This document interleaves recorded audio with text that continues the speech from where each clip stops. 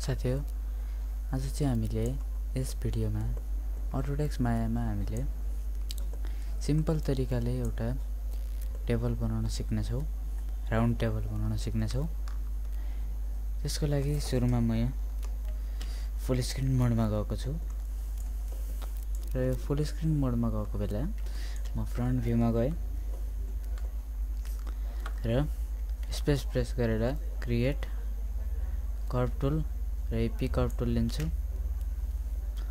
त्यसपछि यो ग्रिडको हाफ लाइनमा गएर यसरी एउटा डिजाइन क्रिएट गर्छु।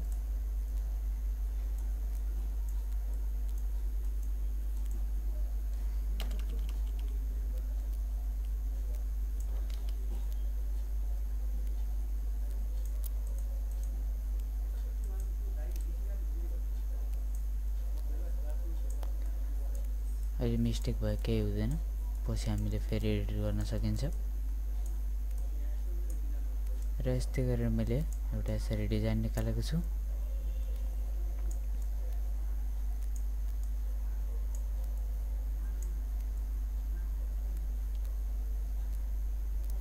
यति बनाइसकेपछि मैले इन्टर प्रेस गरेँ र अब डब्लु प्रेस गरेर मुभ टुलमा आएँ र डी प्रेस गरेँ र अब एक्स होल्ड गरेर यसलाई ग्रेड गयो सेन्टरमा स्न्याप गर्छु। त्यसपछि डी प्रेस गरेर अफ गरेँ र अब यसलाई सिलेक्ट गरेर स्पेस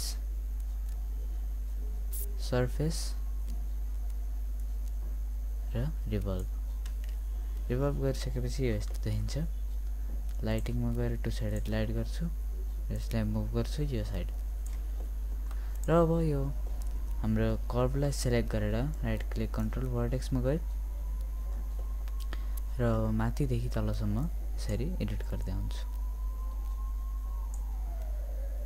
यसरी हामीले एडिट गर्न सकिन्छ।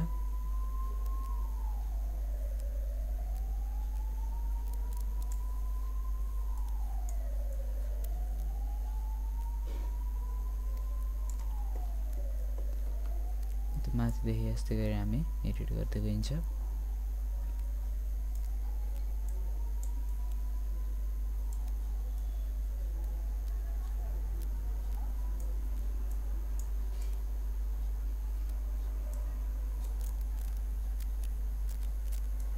सरी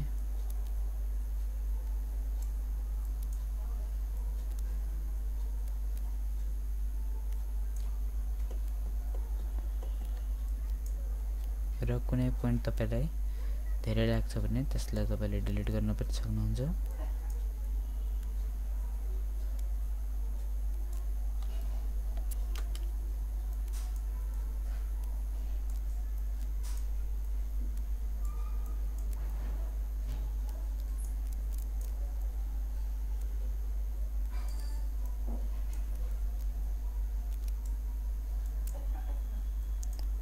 यसै गरी मैले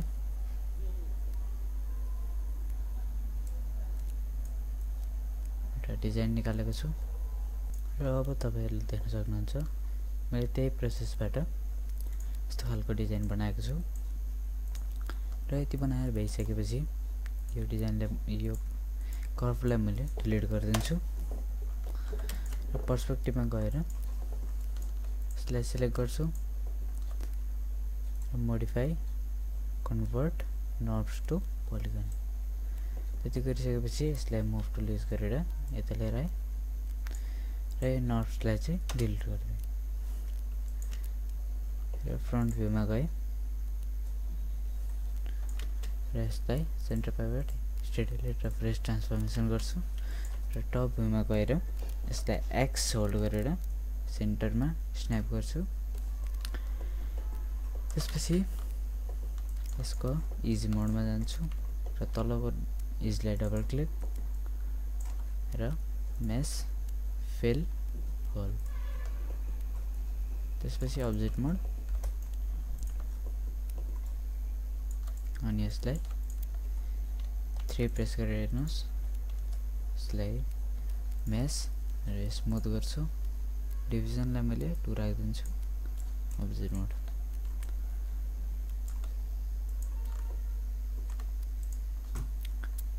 र यति गरिसकेपछि यसलाई मैले टप भ्यूमा गएँ र शिफ्ट राइट क्लिक एउटा सिलिन्डर क्रिएट गरेँ, एक्स होल्ड गरेर यहाँ सेन्टरमा स्न्याप गर्दै एउटा सिलिन्डर यसरी क्रिएट गरेँ, अलिकति थिकनेस दिएँ र मुभ टुलले यसलाई माथि लिएर आउँछु आर र यहाँबाट अलिकति स्केल गरेँ। त्यसपछि फ्रन्ट भ्यू र डब्लु अलिकति तल।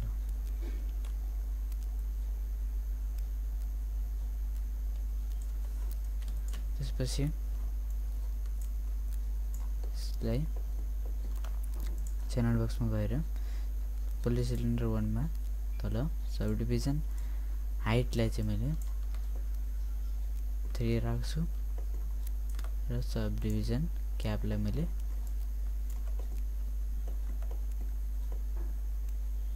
4 राख्छु।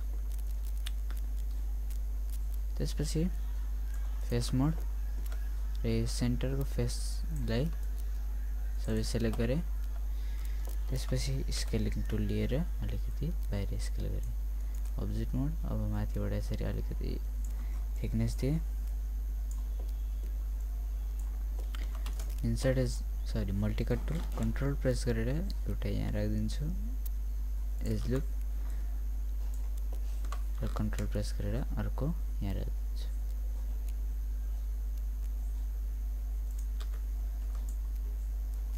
त्यसपछि क्यू अब्जेक्ट मोड र टप भ्यूमा गएर भर्टेक्स मोड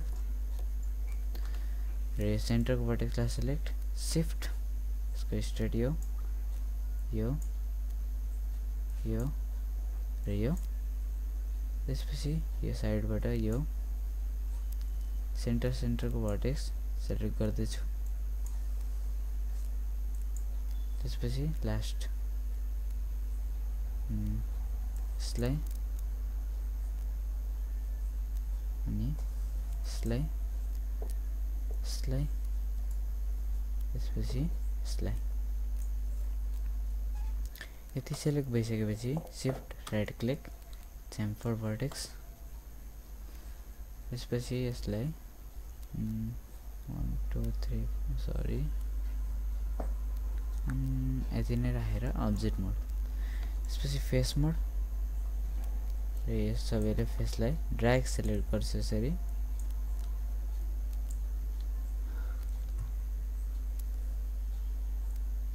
छुट्टै कलर राख्न पनि सक्नुहुन्छ तपाईले। स्लाइड सेलेक्ट गरेर यति सबैलाई सेलेक्ट र एउटा कलर राखिदिन्छु राइट क्लिक फङ्गी 1 र यहाँबाट रेड कलर यसलाई सेलेक्ट यसलाई र यसलाई साइन फेभरेट मटेरियल फङ्गी र यसलाई चाहिँ येलो आई थिंक ग्रीन यसलाई शिफ्ट यसलाई कन्ट्रोल जेड शिफ्ट यसलाई right click sign favourite material फङ्गी र यसलाई चाहिँ येलो दिन्छु र सेन्टरकोलाई सिलेक्ट सेन्टरकोलाई चाहिँ फङ्गी 1 रेड हाल्दिन्छु। अब्जेक्ट मोड त्यसपछि फेस मोड यो सबै सिलेक्ट शिफ्ट प्रेस गर्दै यसलाई शिफ्ट यसलाई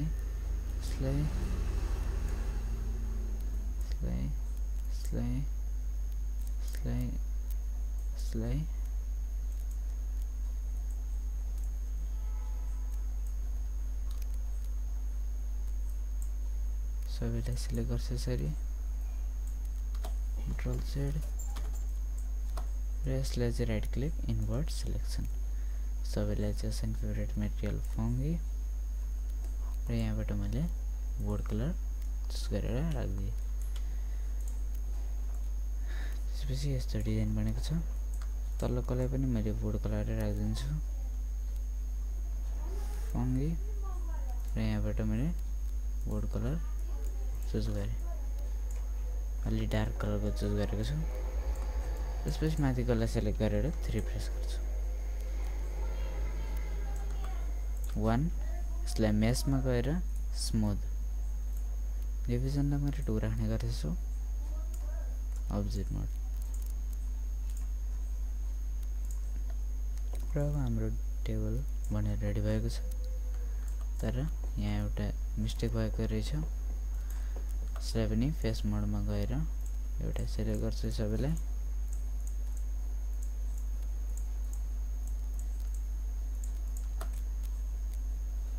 यहाँबाट 4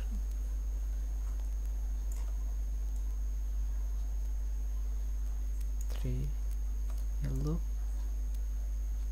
2 अब्जेक्ट मोड।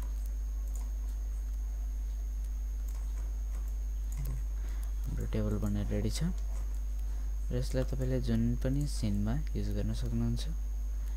यस्तै तरिकाको धेरै डिजाइन बनाउन सक्नुहुन्छ टेबलमा। र आजको भिडियो तपाईहरुलाई मन परेमा लाइक, शेयर, कमेन्ट, सब्स्क्राइब गर्न नभुल्नु होला।